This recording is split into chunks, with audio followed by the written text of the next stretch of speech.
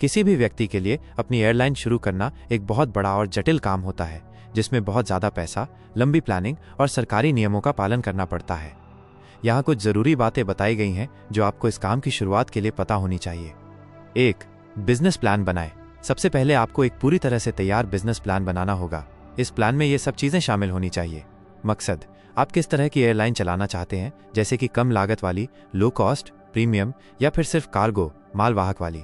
बाजार, आप किन जगहों के बीच उड़ानें चलाना चाहते हैं, घरेलू, डोमेस्टिक या अंतर्राष्ट्रीय इंटरनेशनल। लक्ष्य, टारगेट ग्राहक, आपके ग्राहक कौन होंगे, जैसे कि बिजनेस करने वाले यात्री, छुट्टियां मनाने वाले या दोनों। प्रतियोगी, कंपेटिटर्स, आपके क्षेत्र में पहले से कौन सी एयरलाइनें काम कर रही हैं और उनकी क्या ताकत और कमजोरियां हैं। पैसे की योजना, फाइनेंशियल प्लान, आपको कितना पैसा चाहिए, आप कहां से पैसा लाएंगे, बैंक से कर्ज, निवेशक आदि, और अगले 5 से 10 सालों में आप कितना मुनाफा कमाएंगे। 2. जरूरी लाइसेंस और अनुमतियां लें। एयरलाइन चलाने के लिए आपको कई तरह के लाइसेंस और सरकारी अनुमतियां, अप्रूवल्स लेनी होंगी। भारत में आपको नागरिक उड्डयन महानिदेशालय, directorate general of civil aviation DGCA से अनुमति लेनी होगी। इस प्रक्रिया में कई महीने या साल भी लग सकते हैं। 3. बजट और पैसों का हिसाब। एक नई एयरलाइन शुरू करने के लिए बहुत ज़्यादा बजट की ज़रूरत होती है। इसका कोई निश्चित आंकड़ा नहीं है, लेकिन एक छोटी एयरलाइन शुरू करने के लिए भी कम से कम 100 से 200 करोड़ रुपए या उससे भी ज़्यादा का बजट लग सकता है। इसमें ये सब खर्चे शामिल होते हैं। हवाई जहाज़ खरीदना या लीज पर लेना। हवाई जहाज़ बहुत महंगे होते हैं।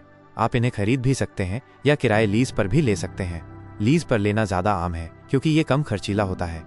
ऑपरेशनल खर्चे, इसमें हवाई जहाज़ का ईंधन, फ्यूल, पायलट और क्रू की सैलरी, हवाई अड्डे का चार्ज, मेंटेनेंस और इंश्योरेंस का खर्चा शामिल होता है। मार्केटिंग और विज्ञापन, अपनी एयरलाइन का नाम और ब्रांड बनाने के लिए भी बड़ा बजट चाहिए होता है। 4. टीम और कर्मचारी, आपको एक अनुभवी टीम की ज़रूरत होगी जिसमें ये सब लोग शामिल हों। पायलट और केबिन क्रू, प्रशिक्षित और लाइसेंस वाले लोग। इंजीनियर और मेंटेनेंस टीम, हवाई जहाज़ को सुरक्षित रखने के लिए। मैनेजमेंट टीम, जिसमें बिजनेस चलाने वाले, मार्केटिंग वाले और फाइनेंस वाले एक्सपर्ट हों। 5. ऑपरेशनल सेटअप, एयरलाइन के रोजाना के कामों को चलाने के लिए आपको एक मजबूत सिस्टम बनाना होगा। टिकट बुकिंग सिस्टम, एक ऐसा सिस्टम जहां से ग्राहक आसानी से टिकट बुक कर सके। ग्राउंड हैंडलिंग, हवाई अड्डे पर सामान को लोड और अनलोड करने की व्यवस्था।